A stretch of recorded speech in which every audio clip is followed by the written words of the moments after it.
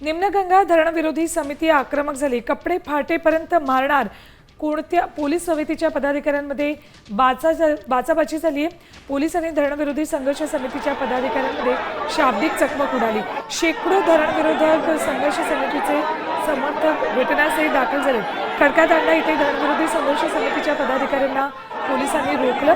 जोवर न्यायालयाचा निकाल लागत नाही तोवर काम करू देणार नसल्याचा पवित्रा संघर्ष समितीने धरणविरोधी संघर्ष समितीच्या पदाधिकाऱ्यांनी घेतलाय। पोलीस आणि धरणविरोधी संघर्ष समितीचा वाद पेटण्याची शक्यता आहे। पोलिसांच्या जोरावर तुम्ही बोलत असाल तर कपडे काढून मारू, धरणविरोधी समितीचे मुबारक तमर यांनी धमकी दिली।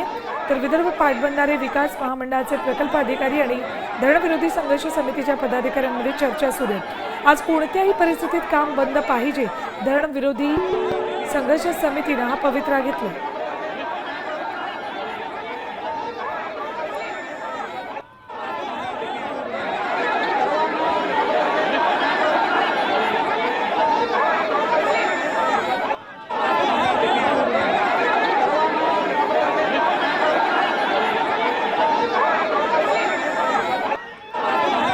अपडेट्स घेऊयात आमचे प्रतिनिधी संजय राठोड यांच्याकडून। संजय, धरणविरोधी समिती आक्रमक झाली आहे, नेमक्या मागण्या काय आहेत त्यांच्या?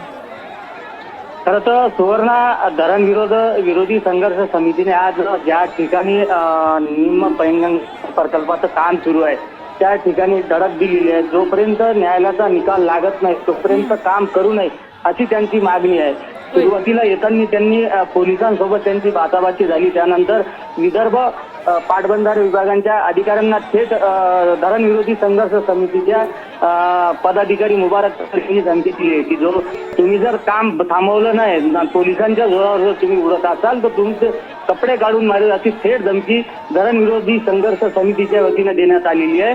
आणि काम जर थांबवलं नाही तर आम्ही कायदा आणि सुरक्षेचा प्रश्न जर निर्माण झाला तर याला जबाबदार विदर्भ पाटबंधारे महामंडळ असेल असा इशारा दिलेला आहे। ठीक संजय, धन्यवाद संपूर्ण माहितीसाठी। तर निम्नगंगा पैनगंगा धरणाविरोधात समिती आक्रमक झालेली आहे। सध्या पोलीस बंदोबस्त इथे वाढवण्यात आलेला आहे।